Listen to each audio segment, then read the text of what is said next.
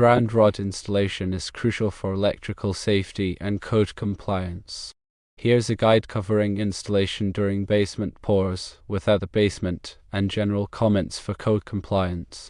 For ground rod installation during a basement pour, firstly, before pouring, excavate a hole approximately 12 inches in diameter and 3 feet deep at the designated location for the ground rod. Secondly, place a layer of compacted gravel or crushed rock at the bottom of the hole for drainage.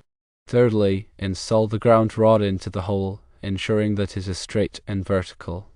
Fourthly, connect the ground rod to the grounding electrode conductor. During pouring, firstly, pour concrete over the ground rod, ensuring that it is completely encased. Secondly, allow the concrete to cure properly. For ground rod installation without a basement, consider these methods.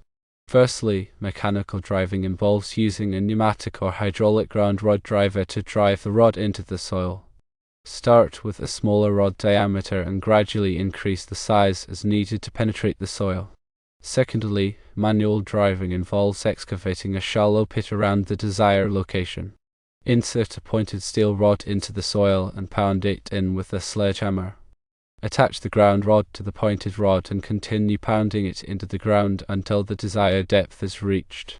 Thirdly, chemical injection involves injecting a chemical solution into the soil to soften it. Then drive the ground rod into the treated soil. Several general comments apply to all ground rod installations. Firstly, use copper-clad steel rods. These rods are corrosion resistant and meet the requirements of the National Electrical Code. Secondly, ensure proper depth. The ground rod should be driven into the soil to a depth of at least 8 feet, or as required by local regulations. Thirdly, use a grounding electrode conductor. A copper conductor with a minimum size of /6 American wire gauge should be connected to the ground rod and run to the electrical panel. Fourthly, protect the ground rod by installing a protective cover or cap on the ground rod to prevent damage from lawnmowers or other equipment. Use copper-clad steel rods, as these are corrosion resistant and meet the National Electrical Code requirements. Drive the ground rod to a depth of at least 8 feet, or as local regulations dictate. Connect a copper grounding electrode conductor, minimum size /6 American wire gauge, to the ground rod, running it to the electrical panel. Protect the ground rod with a cover or cap to prevent damage. When installing ground rods, always refer to the National Electrical Code, specifically Article 250, which covers grounding and bonding requirements. The purpose of a ground rod is to provide a path for fault current to return to the source, tripping a circuit breaker or fuse and clearing the fault. This protects people and equipment from electrical shock and damage. The grounding electrode conductor connects the ground rod to the electrical panel's grounding busbar, ensuring a low impedance path for fault current. The size of the grounding electrode conductor is determined by the size of the service entrance conductors, as outlined in the National Electrical Code Table 250.66. In addition to ground rods, other types of grounding electrodes include metal underground water pipes, metal building frames, and concrete encased electrodes, also known as UFA grounds. The National Electrical Code requires that all grounding electrodes be bonded together to form a grounding electrode system. This ensures that all parts of the electrical system are at the same potential, reducing the risk of voltage differences that could cause electrical shock. When driving a ground rod, avoid damaging underground utilities by calling 811 before you dig to locate any buried lines. Use a ground rod driver to make the installation easier and safer. Wear safety glasses and gloves to protect yourself from injury. Inspect the ground rod for any damage before installation. Do not use a damaged ground rod. After installation, test the ground rod to ensure that it has a low resistance to ground. A ground resistance tester can be used to measure the resistance. The National Electrical Code recommends a resistance to ground of 25 ohms or less. If the resistance is higher than 25 ohms, additional ground rods may be required. Space multiple ground rods at least 6 feet apart. When connecting the grounding electrode conductor to the ground rod, use a listed grounding clamp or connector. Ensure that the connection is tight and corrosion resistant. Protect the connection from moisture and physical damage. Regularly inspect the ground rod and grounding electrode conductor for any signs of corrosion or damage. Replace any damaged components immediately. Grounding is a critical aspect of electrical safety. By following these guidelines, you can ensure that your electrical system is properly grounded and protected. Remember to always consult with a qualified electrician for any complex installations or if you have any questions about grounding requirements. Installing a ground rod during a basement pour offers advantages.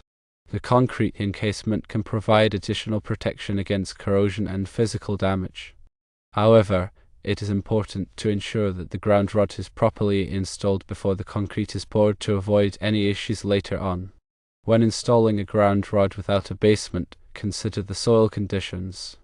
Sandy soil is easier to drive a ground rod into than rocky or clay soil. If the soil is difficult to penetrate, use a ground rod driver or consider using chemical injection to soften the soil. When using chemical injection, follow the manufacturer's instructions carefully and take appropriate safety precautions. The chemicals used can be hazardous. Always wear appropriate personal protective equipment. The depth of the ground rod is important for ensuring proper grounding. The National Electrical Code requires a minimum depth of 8 feet, but local regulations may require a greater depth. Consult with your local building department to determine the specific requirements in your area. The size of the grounding electrode conductor is also important. The National Electrical Code Table 250.66 provides guidance on the appropriate size of the grounding electrode conductor based on the size of the service entrance conductors. Using an undersized grounding electrode conductor can compromise the effectiveness of the grounding system. The type of ground rod is also important. Copper-clad steel rods are the most common type of ground rod, but stainless steel ground rods are also available. Stainless steel ground rods are more corrosion resistant than copper-clad steel rods, but they are also more expensive. Choose a ground rod that is appropriate for the soil conditions and the environment in which it will be installed. When connecting the grounding electrode conductor to the ground rod, use a listed grounding clamp or connector that is compatible with the type of ground rod and grounding electrode conductor being used. Ensure that the connection is tight and corrosion resistant. Protect the connection from moisture and physical damage.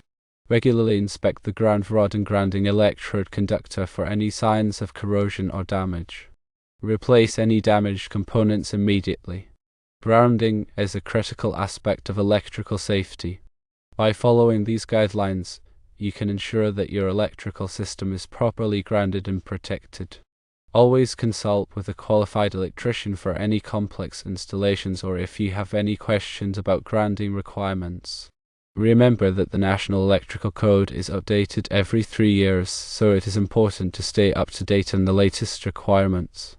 Consult the latest edition of the National Electrical Code for the most current information on grounding and bonding. In addition to the National Electrical Code, local building codes may also have specific requirements for grounding. Consult with your local building department to determine the specific requirements in your area. Grounding is an essential part of electrical safety. By understanding the principles of grounding and following the requirements of the National Electrical Code and local building codes, you can ensure that your electrical system is properly grounded and protected.